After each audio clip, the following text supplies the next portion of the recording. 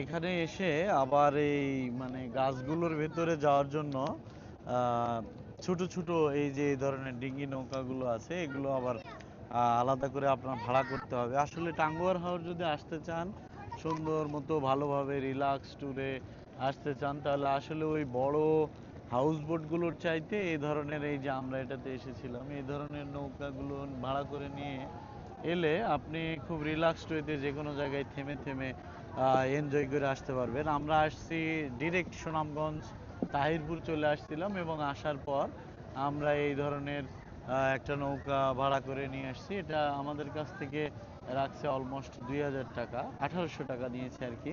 হয়তো খুশি হয়ে তাকে আরও 2000 টাকা 200 টাকা এমনি দিতে হবে। তারপরে এই যে এরকম ওয়াচ টাওয়ারে এসে সবাই এনজয় করছে এই জায়গাটাতে আপনিও এনজয় করতে পারেন ছোট ছোট নৌকাগুলো দিয়ে। এই গাছগুলোর সৌন্দর্য আপনি দেখতে পারবেন একদম প্রকৃতির কাছ থেকে, আপনি এনজয় করতে পারবেন। চলুন ঘুরিয়ে দেখিয়ে নিয়ে আসি আপনাদেরকে।